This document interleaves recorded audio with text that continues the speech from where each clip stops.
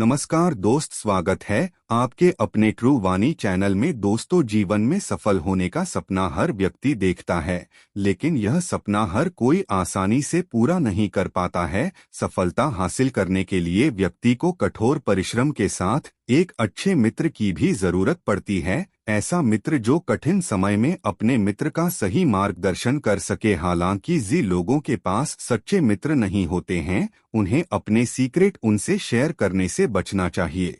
नीतिशास्त्र और कूटनीति चाणक्य ऐसे दोस्तों से दूर रहने की सलाह देते हैं। आइए जानते हैं 5 ऐसे दोस्तों के बारे में जिनका पता लगते ही व्यक्ति को तुरंत उनसे दूरी बना लेनी चाहिए। सीक्रेट छिपाकर नहीं रखते। चाणक्य नीति के अनुसार कभी भी अपने सीक्रेट ऐसे मित्र को ना बताएं जो उन्हें अपने पास नहीं रख सकता हो। ऐसे दोस्तों पर कभी भी आंख बंद करके भरोसा ना करें। ऐसे व्यक्ति अगर आपको दूसरों के राज बता रहे हैं तो कल आपके राज भी गुस्से या विवाद होने पर दूसरों के साथ शेयर कर सकते हैं। ऐसे व्यक्ति समय आने पर आपकी तरक्की में बाधा बन सकते हैं। अपने वादे पर कायम नहीं रहते। ऐसे मित्रों से भी हमेशा दूर रहने की सलाह दी जाती है जो कभी भी अपने वादे पर कायम नहीं रहते हो। ऐसे मित्र वादा करके जरूरत पड़ने पर आपको धोखा दे सकते हैं, आपकी अनुपस्थिति में आपकी बुराई करते हैं। ऐसे मित्र जो मजाक मजाक में ही सही आपके मुश्किल समय में साथ नहीं रहते। ऐसे मित्र जो आपके साथ हर समय खड़े रहने का दम तो भरते हैं,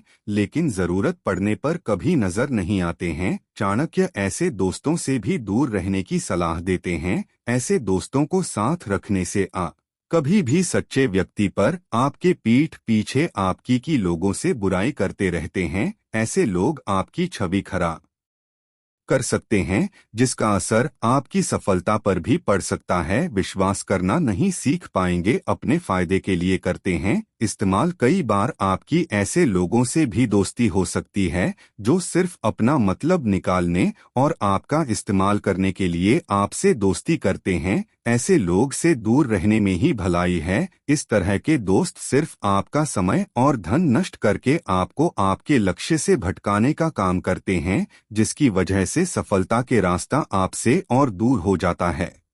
जवानी में यह 2 गलतियां कभी ना करें, वरना बुढ़ापा दुखदाई होगा। दोस्तों, जवानी में यह 2 गलतियां कभी मत करना, वरना बुढ़ापे में बहुत दुख देखने पड़ेंगे। दोस्तों, जैसा बोओगे वैसा ही काटोगे। इस संसार में व्यवहार चलता है। यदि आप किसी की मदद करोगे तो वह भी आपकी मदद के लिए आगे आएंगे। अगर आप किसी के साथ बुरा करोगे तो यह निश्चित है कि वह भी तुम्हारे साथ बुरा ही करेगा। अगर एक बार उसने तुम्हें माफ भी कर दिया तो परमात्मा की अदालत से तुम्हें कभी माफी नहीं मिलेगी। दोस्तों, यह सब कर्मों का खेल है। जो व्यक्ति जैसा कर्म करता है उसको उसी के अनुसार भगवान फल देते हैं। दोस्तों, एक नगर में रमेश अपने बेटे और बहू के साथ रहता था। उनकी निजी जिंदगी में क्या घट रहा था इसका कुछ पता नहीं है, पर वह बहुत परेशान लग रहे थे। उन्होंने एक बैग में 2-4 जोड़ी कपड़े रख लिए और अपनी पत्नी की तस्वीर संभाल कर रख ली और आंसू पोंछ हुए घर से निकलकर कहीं चल पड़े। शायद वे अपनी बहू और बेटे के झगड़े से ज्यादा दुखी थे। उनके कुछ परिचित वृद्ध आश्रम में रहते थे।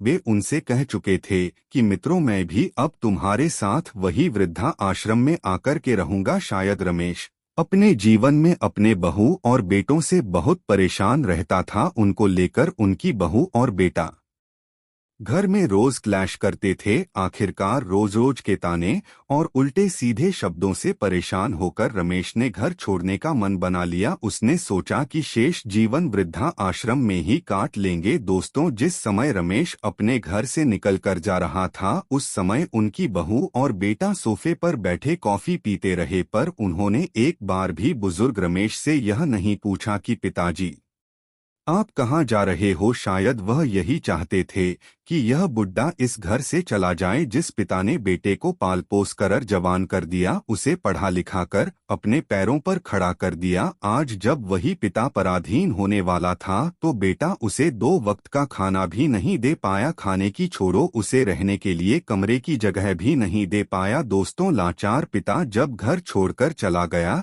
तो एक बार भी उनके मन में यह विचार नहीं आया कि हमारा पिता कहाँ जाएगा, कहाँ रहेगा और क्या खाएगा। औलाद आखिर इतनी निर्दय और इतनी खुदगर्ज कैसे बन जाती है। माँ बाप कहाँ पर गलती करते हैं, क्यों उनकी औलाद परायों से भी बदतर व्यवहार करने लगती है। इतना तो बुरा व्यवहार गैर लोग भी नहीं करते हैं। दोस्तों, रमेश लाचार होकर वृद्धा आश्रम में आकर रहने लगता है। वृद्धा आश्रम में उनके कुछ दोस्त लोग थे जिन्हें भी हालातों ने घर से बेघर कर दिया था, जिन्हें भी उनके परिवार वालों ने उन्हें अलग जीने के लिए मजबूर कर दिया था। अब क्या था, समय के साथ समझौता करके जीना पड़ रहा था। दोस्तों, रमेश के जीवन में एक बात तो थी, जब से वे वृद्धा आश्रम में आए थे उनके जीवन में कुछ सुकून था। अपनों के ठुकराने का दुख तो मन में लगा ही था, पर वहाँ उन्हें बहुत सारे अपने मिल गए थे जिनके बीच में रहकर वे अपने अतीत को भूलते जा रहे थे। वहाँ जो उनके यार दोस्त थे, रमेश उनके साथ बातें किया करते थे, साथ में बैठकर चाय नाश्ता योगा किया करते थे। पत्नी बहुत पहले छोड़कर चली गई थी। पत्नी के जाने के बाद उनका जीवन कुछ खाली सा हो गया था। सोचा था कि औलाद है, मेरे अकेलेपन को दूर करने के लिए दो दो बेटे मेरे अच्छे से ख्याल रखेंगे, पर यह क्या, यहाँ तो सब उल्टा हो गया। जो सोचा था वैसा कुछ नहीं हुआ। दो दो बेटे एक बूढ़े पिता का ख्याल नहीं रख पाए। दोस्त तो एक दिन की बात है, सुबह का समय था, रमेश योगा कर रहा था। उन्होंने देखा कि वृद्धा आश्रम के बाहर एक ऑटो आता है। सब लोग उस ऑटो की तरफ देखने लगते हैं और देखकर सोचते हैं कि लगता है आज फिर कोई वृद्ध माँ या पिता कलयुगी औलाद से पीड़ित होकर अपनों से जो होकर आया होगा, फिर से कोई बेटा और बहू के जुल्म का शिकार हुआ होगा। आज फिर से कोई बेटा या बहू किसी पराधीन बुजुर्ग को इस वृद्धाश्रम में छोड़ने के लिए आए होंगे। वे सब लोग यही सोच रहे थे। इतने में क्या देखते हैं कि एक नौजवान लड़का और एक नौजवान महिला एक बुजुर्ग महिला का हाथ पकड़कर ऑटो से नीचे उतार देते हैं। वह महिला उस बुजुर्ग महिला के हाथ में उसका बैग पकड़ा देती है और उस वृद्ध महिला को वहीं पर छोड़कर ऑटो में बैठकर वहां से चले जाते हैं। वह बूढ़ी महिला बेचारी वृद्धा आश्रम के बाहर खड़ी ऑटो को देखती रहती है। दोस्तों, जब ऑटो आंखों से उजड़ हो गया तो वह वृद्ध महिला अपने आंसुओं को पोंछ हुए उस वृद्धा आश्रम के अंदर जाती है। शायद उसे पता चल गया था, अब आज से यही वृद्धा आश्रम उसका नया घर है। अंदर जाकर उसकी नजर बुजुर्ग रमेश प्रसाद पर पड़ती है और रमेश जब उस महिला को देखते हैं तो वह एकदम से अपना घूंघट कर लेती है। शायद वह स्त्री रमेश से पहले से परिचित थी। बेचारी शर्माती हुई जिस ओर महिलाएं रहती थी उधर की तरफ चली जाती है। रमेश को ऐसा लगा जैसे वह उस महिला को पहले से जानते हैं। बार बार उसके चेहरे को देखना चाह रहे थे और उसे पहचानने की कोशिश कर रहे थे। उस महिला को वृद्धा आश्रम में आया देखकर कोई जोर से पीछे से आवाज देकर कहता है, अरे संसार के लोगों, आज फिर एक माँ अपनी औलाद पर बोझ बन गई। शायद इसीलिए उसके बच्चे उसे वृद्ध आश्रम में छोड़ गए। आज फिर किसी निकम्मी औलाद ने अपनी माँ के सपनों को तार तार कर दिया है। रमेश को ऐसा लग रहा था जैसे उन्होंने उस महिला को कहीं ना कहीं देखा है, मगर यह याद नहीं आ रहा था कि उसे कहाँ देखा है। रमेश उससे कुछ बात करके पूछना चाहती था, पर बात कैसे हो, क्योंकि उस महिला ने तो उन्हें देखकर घूंघट निकाल लिया था। वह महिला भी उसी वृद्धा आश्रम में रहने लगती है। कई दिन बीत जाते हैं। रमेश उस महिला से मिलकर उससे बात करना चाहता था, लेकिन वह हमेशा अपने साड़ी के पल्लू से अपना मुंह छुपाकर रखती थी। एक दिन कुछ ऐसा होता है कि धोखे से रमेश उस महिला के चेहरे को देख लेता है। उसका चेहरा देखते ही वे उसे पहचान जाता है। उन्हें अपनी आंखों पर भरोसा नहीं हो रहा था कि मीना देवी यहाँ क्या करने आई है। दोस्तों, यह सोच ही रही थी, तभी बाहर से खाना खाने की आवाज आती है। रमेश का मित्र उनसे पूछता है कि तुम कैसे अकेले अकेले गुमसुम से रहते हो, आज तो तुमने नाश्ता भी नहीं किया। रमेश कहता है, हाँ भाई, आज कुछ खाने का मन नहीं कर रहा था। खैर कोई बात नहीं, चलो अब खाना खाने चलते हैं। दोस्तों, रमेश अपने कुछ मित्रों के साथ खाना खाने के लिए पंक्ति में बैठ जाते हैं। उस पंक्ति में वह मीना देवी को निहार रहा था। सोच रहा था कि अगर मीना देवी से मेरी बात हो जाती तो मैं उनसे पूछ लेता कि वह यहाँ क्यों आई है। वृद्धा आश्रम में तो वह लोग आते हैं जिनका कोई होता नहीं है। मीना देवी का तो भरा पूरा परिवार था और वह हमेशा कहा करती थी कि उनकी बहू और बेटा उनका खूब अच्छे से ख्याल रखते हैं। जब बहू बेटा अच्छे से ख्याल रखते हैं तो फिर वृद्धा आश्रम में आने की नौबत कैसे आ गई। फिर उन्होंने एक सज्जन से पूछा कि 2 दिन पहले जो महिला यहाँ आई थी आज वह खाना खाने नहीं आई है, क्या बात है, क्या उनकी आज तबीयत ठीक नहीं है। तो जवाब दिया, भाई साहब वह माताजी आज बहुत दुखी हैं। जब कोई अपना अपने से अलग कर देता है तो दुख तो होता ही है। कमरे से बाहर आने के लिए उन्होंने मना कर दिया। बेचारी सुबह से बैठकर रोए जा रही हैं। उनके बच्चों ने उनके साथ अच्छा नहीं किया है। वह इस बात को सोचकर दुखी है कि आखिर उनकी गलती क्या है। क्या बच्चों को पैदा करके उन्होंने सबसे बड़ी गलती कर दी है, या फिर बच्चे पैदा ही इसलिए किए जाते हैं ताकि वे बुढ़ापे में माँ बाप को ठोकर मार सके। उन्होंने बताया कि माताजी खाना खाने नहीं आई तो हमने उनको खाना उनके कमरे में ही पहुंचा दिया है। खाना पहुंचाने की बात सुनकर रमेश को कुछ तसल्ली मिलती है, लेकिन वह बात उन्हें बहुत व्याकुल कर रही थी कि किसी तरह से एक बार मीना देवी से बात हो जाती, उनसे मालूम कर लेते कि आखिर उनके साथ हुआ क्या है। दोस्तों, जब उनसे रहा नहीं जाता है तो वे स्वयं चलकर मीना देवी से मिलने उनके कमरे में जाते। उधर जैसे ही मीना देवी ने देखा कि रमेश जी आए हैं तो वह एकदम से सकपका जाती है। रमेश जी ने पूछा, भाभी जी मैं कई दिन से तुमसे बात करना चाहता था और मैं यह जानता हूँ कि तुमने मुझे पहचान लिया है, पर मौका नहीं मिल रहा था। क्या मैं जान सकता हूँ कि तुम्हारे साथ में ऐसा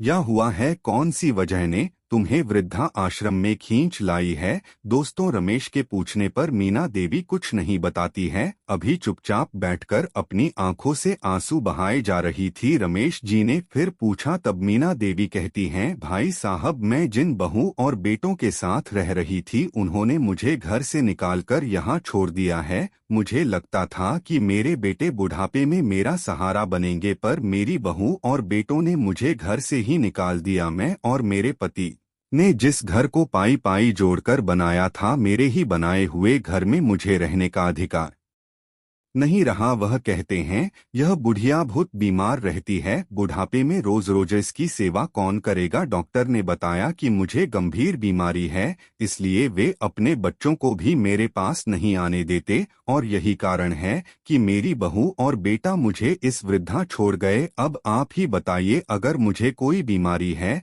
तो मेरा इलाज कराकर मुझे ठीक करवा सकते हैं। मुझे वृद्धा आश्रम में छोड़ने की क्या जरूरत है। जिन बच्चों को पाल पोस कर मैंने इतना बड़ा कर दिया, आज उन्हीं ने मुझे बेसहारा बना दिया। 3 बेटों होते हुए भी किसी ने मेरी सेवा नहीं की। जिनके बीमार होने पर मैं पानी तक नहीं पिया करती थी जब तक उन्हें ठीक नहीं करवा लिया करती। आज मैं बीमार हूँ तो मुझसे घृणा करते हैं। सच कहते हैं लोग, पति के जाने के बाद स्त्री का कोई सहारा नहीं होता। मेरी भी सास थी, मैंने तो कभी उन्हें घर से नहीं निकाला। मैंने उनके पूरे जीवन सेवा की, फिर मेरे बेटा और बहू ने मेरी सेवा क्यों नहीं की। दोस्तों, मीना देवी की दुख भरी कहानी सुनकर रमेश की आंखों से आंसू गिरने लगे। उनसे भी कुछ बोला नहीं गया। आखिरकार रमेश उनके कमरे से निकलकर बाहर आकर बैठ जाते हैं और अपने जीवन के कुछ महीने पहले की घटना को याद करने लगते हैं। रमेश सोचने लगते हैं कि एक बार वह बाथरूम में फिसलकर गिर पड़े थे, काफी चोट लगी थी, उनसे उठा नहीं जा रहा था। लेकिन हैरान करने वाली बात यह थी कि उनका बेटा वहीं पर बैठा हुआ सब देख रहा था, मगर वह कम भक्त अपने पिता को उठाने तक नहीं आया और वह अपने पिता पर ही उल्टा चिल्लाने लगा, कहने लगा, बूढ़े देखकर नहीं चल सकता क्या, जब देखो तब चोट मारकर बैठ जाता है ताकि घर का कुछ कामकाज ना करना पड़े। काम ना करने का यह अच्छा बहाना ढूंढा है तुमने। दोस्तों, अपने बेटे के यह शब्द रमेश जी को बहुत ही खटक रहे थे। एक दिन रमेश जी का चश्मा टूट जाता है तो वह बेटे से उसे ठीक कराने के लिए कहते हैं। बेटे को कहाँ इतनी फुर्सत रखी थी कि बाप का चश्मा ठीक कराता। वह एक पिता ही होता है जो अपने बच्चे की हर ख्वाहिश पूरी करता है। जो वह मांगता है वह लाकर देता है, जो वह कहता है वह करता है। बेटे ने कहा, पिताजी आज बाजार से यह ले आना। पिता ने कभी इनकार नहीं किया, कुछ भी किया, चाहे अपने लिए दवाइयों को से नहीं बचे पर बेटे को खिलौना लाकर दिया। यह अंतर होता है बाप और बेटे में। रमेश की यह बात सुनकर उनकी बहू और बेटी उन पर चिल्ला पड़ती हैं, कहती हैं, इस बूढ़े के बड़े खर्च है, काम धाम तो होता नहीं, उल्टा बच्चों की तरह हरकतें करते रहते हैं। दोस्तों, इस प्रकार से रमेश जी को बात बात पर अपनी बहू और बेटे से अपमानित होना पड़ता था। इस प्रकार के हालातों ने उन्हें वृद्धा आश्रम आने के लिए मजबूर कर दिया। दोस्तों, यह सच है कि कोई अपनी मर्जी से वृद्धा आश्रम नहीं आता। हर किसी बुजुर्ग की कोई ना कोई दुख भरी कहानी होती है। कोई अपनों को नहीं छोड़ना चाहता पर मजबूरी में सब करना पड़ता है। कुछ लोग तो समय के साथ अपने आप को बदल लेते हैं, खुश रहने का प्रयास करते हैं, और कुछ लोग ऐसे होते हैं जो अपने ही बच्चों की याद में वृद्धा आश्रम में रहकर रोते रहते हैं। यही स्थिति रमेश और मीना देवी की थी। अपने घर परिवार को याद करके दुखी और मायूस रहते थे। वहाँ कोई अपना नहीं था। उनका दुख समझने वाला जो दुखी था वही दूसरे दुखी का दुख सुन रहा था और समझ रहा था। एक दिन कुछ विचित्र होता है। किसी ने आकर रमेश जी को बताया कि उनका बेटा उन्हें लेने आया है। यह सुनकर उन्हें गुस्सा भी आता है और बड़ी हैरानी भी होती है। पहले तो घर से निकाल दिया, अब क्यों लेने आया है। रमेश जी गुस्से में अपने बेटे से कहते हैं, तुम लोग यहाँ से चले जाओ और मुझे यही आराम से रहने दो। मैं यहाँ खुश हूँ और हाँ, तुम्हें मुझसे मिलने की कोई जरूरत नहीं। तब उनका बेटा कहता है, पिताजी, दरअसल आज मेरे बेटे का पहला जन्मदिन है और घर पर बहुत बड़ी पार्टी रखी है। सारे रिश्तेदार और मेरे यार दोस्त पार्टी में आएंगे। ऐसे मौके पर अच्छा होता कि आप भी वहां मौजूद रहते और अपने पोते को आशीर्वाद देते। रमेश जी तो सब समझ जाते हैं कि आज यह मुझे बुलाने नहीं बल्कि अपनी इज्जत बचाने आया है। सारे रिश्तेदार आएंगे तो पूछेंगे, तुम्हारे पिताजी कहाँ है, तो इसे कहना पड़ेगा कि वह वृद्धा आश्रम में है।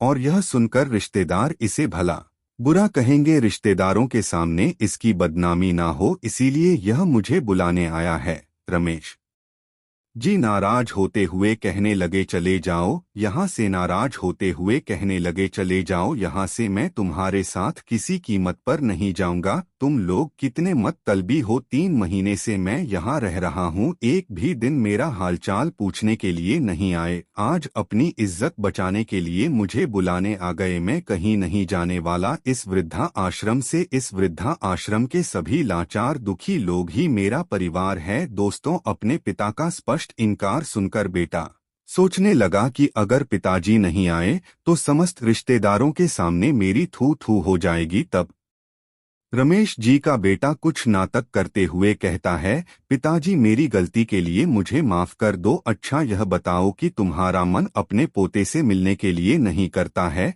तुम्हारा पोता तो तुम्हें बहुत याद करता है। दोस्तों, अपने पोते का नाम सुन रमेश जी का मन कुछ पिघल जाता है। उनकी भी इच्छा हो रही थी कि वह अपने पोते से मिले, लेकिन अपनी बहू और बेटे की करतूतों से उनकी बिल्कुल इच्छा नहीं थी कि वह घर पर जाएं। छोटे बच्चों का प्यार बड़ी से बड़ी नफरत को भी पिघला देता है। पोते की खातिर रमेश जी घर जाने को तैयार हो जाते हैं और उन्हें कहा, देखो मैं घर तो चलूंगा, लेकिन जैसे ही मेरे पोते का जन्मदिन हो जाएगा तुमको मुझे छोड़ने के लिए यही वृद्धा आश्रम तक आना पड़ेगा। इस बात से लड़का भी राजी हो जाता है। सोचता है, कौन सा मैं इन्हें जीवन भर के लिए घर बुलाकर ले जा रहा हूँ, मुझे तो सिर्फ अपने रिश्तेदारों के सामने लज्जित न होना पड़े, इसीलिए इन्हें बुला लाने आया हूँ। लड़का कहता है, पिताजी आप चिंता ना करो, मैं तुम्हें छोड़ जाऊंगा। दोस्तों, अब तो जमुना प्रसाद अपने घर जाते हैं। बड़ी धूमधाम से पोते का जन्मदिन होता है। सभी रिश्तेदार यार दोस्त आते हैं। खुशी का माथा, लेकिन रमेश जी के चेहरे पर खुशी नहीं थी। अब खुशी कहाँ से हो, वह खुशी तो मात्र उनके जीवन में एक दिखावा थी, एक दिन के लिए। रमेश जी सोचते हैं, खैर कोई बात नहीं, कल मैं तुम्हें वृद्धाश्रम में जो दिखाऊंगा उसे देखने के बाद तुम सबके पैरों के नीचे जमीन खिसक जाएगी। दोस्तों, इस प्रकार रात बीत जाती है। सुबह सुबह बहू और बेटा नहा धोक तैयार हो गई कि चलो उस बूढ़े को वृद्धाश्रम छोड़ आए। ऐसा ना हो कि अगर बूढ़ा एक दो दिन घर पर रुक गया तो फिर उसका जाने का मन ही ना हो। रमेश जी अपनी बहू और बेटे की गिरी हुई सोच से पहले से ही परिचित थे, इसलिए वह भी नहा धोकर चलने को तैयार थे। जब रमेश जी के बहू और बेटे उन्हें वृद्धा आश्रम छोड़ने के लिए चल देते हैं तो रमेश जी मन में सोच रहे थे कि चलो बेटा, आज मैं तुम्हें वृद्धा आश्रम में वह दिखाऊंगा जिसे देखकर तुम्हारी आंखें फट जाएंगी। इस प्रकार रमेश जी का बेटा और बहू उन्हें कार में बैठाकर वृद्धा आश्रम की तरफ चल देते हैं। और जैसे ही वृद्धा आश्रम के सम्मुख पहुंचकर उनकी कार रुकती है तो बहू और बेटा कार से नीचे उतरकर खड़े हो जाते आते हैं और कहते हैं कि चल बूढ़े, तेरा घर आ गया है। रमेश जी कार से उतरकर वृद्धा आश्रम के अंदर जाने लगते हैं और उधर उनका बेटा और बहू कार में बैठकर वहां से लौटने की तैयारी करते हैं। तभी रमेश जी ने आवाज लगाई, जरा थोड़ी देर रुक जाओ, मैं तुम्हें किसी से मिलवा चाहता हूँ, 2 मिनट उनसे मिल लो, उसके बाद चले जाना। बहू ने कहा, ठीक है चलो मिल लेते हैं, जरूर इस बूढ़े का कोई मित्र होगा। इस प्रकार रमेश जी का बेटा और बहू उनके पीछे पीछे चलकर वृद्धा आश्रम के अंदर पहुंचते हैं और कहते हैं, पिताजी आप हमें किससे मिलवा चाह रहे थे? शीघ्र मिलवा हो, हमारे पास समय नहीं है। दोस्तों, रमेश जी वहां के किसी कर्मचारी के द्वारा मीना देवी को बुलवा है। मीना देवी जब वहां आती है तो मीना देवी को देखकर रमेश जी के बेटे और उनकी बहू के पैरों के नीचे जमीन खिसक जाती है। उनकी बहू का तो चेहरा ही फीका पड़ गया था। वह एकदम से भागकर मीना देवी से लिपट जाती है और फूट फूट कर रोने लगती है। कहती है, माँ तुम यहाँ क्या कर रही हो और यहाँ कितने दिन से रह रही हो? आपने यह बात मुझे क्यों नहीं बताई? मैं तो यह जानती थी कि आप घर पर चैन से रह रही हैं। भैया और भाभी खूब अच्छे से आपकी देखभाल कर रहे हैं। जब भी मेरी उनसे बात होती थी, मैं आपके बारे में पूछती थी तो यही कहते थी कि तुम ठीक हो और हम अच्छे से उनका ख्याल रख रहे हैं। उन्होंने मुझे यह बात कभी नहीं बताई कि तुम वृद्धा आश्रम में आ गई हो। मैंने भाभी से कहा भी था कि मेरी माँ से बात करा दो, तो भाभी ने मुझसे यह कहा था कि माँ जी तो इस समय तीर्थ यात्रा पर गई हैं, उन लोगों ने तुम्हें इस तीर्थ यात्रा पर छोड़ा है। यह मुझे आज पता चला। भैया और भाभी की सोच बड़ ही घटिया है, कब से लाकर तुम्हें वृद्ध आश्रम में छोड़ दिया है और मुझे भनक तक नहीं लगी। मीना देवी कहने लगी, बेटी तुम्हारे भैया और भाभी ने मुझ पर बहुत अत्याचार किए हैं और वे दोनों आपके ससुर के आने से 2 दिन बाद मुझे इस वृद्धा आश्रम में छोड़कर चली गई। बेटी बोली, माँ तो तुमने मुझे क्यों नहीं बताया? अगर भैया और भाभी आप पर अत्याचार कर रहे थे तो तुम मुझे खबर कर देती, मैं तुम्हें अपने पास बुला लेती और खूब अच्छे से आपकी देखभाल कर दी। मीना देवी बोली, बे कि मेरे पास कोई फोन नहीं था जो मैं तुम्हें बताती। दोस्तों, इस प्रकार माँ और बेटी गले लगकर खूब रोते हैं। कुछ देर बाद मीना देवी ने अपने आप को संभाला और अपनी बेटी से कहने लगी, बेटी तुम भी मुझसे दूर रहो, तुम में और तुम्हारे भैया भाभी में कोई फर्क नहीं है। तुमने भी तो अपने ससुर के साथ वही किया है जो तुम्हारे भैया और भाभी ने मेरे साथ किया है। जब वे मुझे यहाँ छोड़कर गए थे तो मैंने देखा था कि तुम्हारे ससुर रमेश जी यहाँ पहले से मौजूद थे। यदि मेरी बहू और बेटे ने मुझे घर से निकाला है तो इसमें कोई हैरानी की बात नहीं है, क्योंकि तुमने भी अपने ससुर को घर से निकाला है। तुम में और तुम्हारे भैया में कोई अंतर नहीं है। आज मुझे पता चल गया, मैंने अपनी कोख से एक नहीं 2 सपोले को जन्म दिया है जो कभी अपनों के नहीं हो सकते। मुझे तुम पर बहुत शर्म आती है। बेटी तुम अपने ससुर को दुख देकर मेरे लिए सुख की उम्मीद कैसे कर सकती हो? विधाता भी तो न्याय करता है। अगर तुम किसी के साथ बुरा करोगे तो तुम्हारे साथ भी कोई बुरा करने को तैयार खड़ा है। मैं तुमसे पूछना चाहती हूँ कि तुमने अपने ससुर को वृद्ध वृद्ध आश्रम में क्यों छुड़वाया? इसीलिए ताकि उनकी सेवा न करनी पड़े, यही सोचकर तुम्हारी भाभी ने मुझे घर से निकाल दिया। मैं बीमार थी और रोज रोज की सेवा से वह तंग आ चुके थे। दोस्तों, मीना देवी की बात सुनकर उनकी की बेटी का सिर शर्म से झुक जाता है। मीना देवी ने अपनी बेटी को खूब खरी खोटी सुनाई। बोली, बेटी, दूसरे से भलाई की उम्मीद तब करो जब स्वयं का दामन साफ हो। स्वयं ने कभी किसी का भला किया हो, यहाँ तो वही मिलता है जैसा हम बोते हैं। परमात्मा भी अच्छा न्याय करता है। मीना देवी की बात सुनकर बेटी और दामाद माफी मांगने लगते हैं। कहते हैं, माँ, हमें क्षमा कर दो, हमसे बहुत बड़ी गलती हो गई है। बेटी कहने लगी, माँ, हमने यह नहीं सोचा था कि जो मैं अपने ससुर के साथ साथ करूंगी वही चीज मेरे माँ बाप के आगे भी आ जाएगी। अब जो भी हुआ मुझे आप क्षमा कर दो। आप दोनों घर चलिए, आज से मैं तुम दोनों का अच्छे से ख्याल रखूंगी। दोस्तों, रमेशा जी के बेटे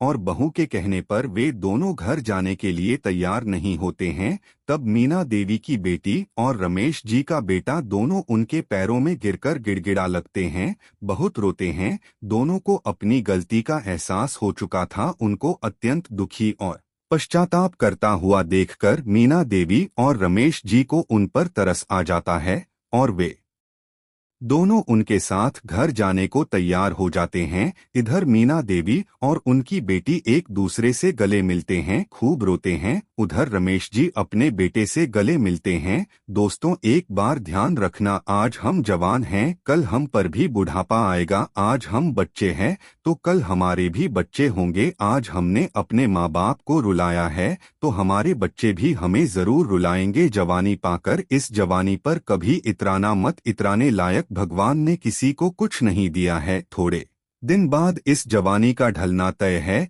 इसीलिए आप वही कीजिए जो आपके आगे आए तो आपको पछताना ना पड़े। जवानी में यह दो गलती कभी मत करना, वरना बुढ़ापा बहुत दुखदाई होगा। पहली गलती, अपने माँ बाप को कभी कष्ट मत देना, उन्हें अपने से अलग मत करना। उन्होंने जिस तरह बचपन में आपको पाल पोस कर कष्ट उठाया है, उनका ऋण चुकाने के लिए यदि आप भी उनकी सेवा करेंगे, अच्छे से ख्याल रखेंगे, तो बुढ़ापे में आपकी औलाद आपको कभी भी छोड़कर नहीं जाएगी। इस बात का पक्का दावा है। दूसरी गलती, आप अपने बच्चों के सामने कभी अपने माँ बाप को मत डांटना, उनको वही दिखाना जिसकी तुम अपनी औलाद से उम्मीद करते हो। सबसे पहले तो आप अपने बच्चों को दयावान बनाएं, क्योंकि कहते हैं, जिसके दिल में दया होती है वही दूसरे की पीड़ा को समझ सकता है। निर्दय और कठोर लोगों को अपने सुख से मतलब रहता है, दूसरे के दुख से उन्हें कोई फर्क नहीं पड़ता। अपने बच्चों के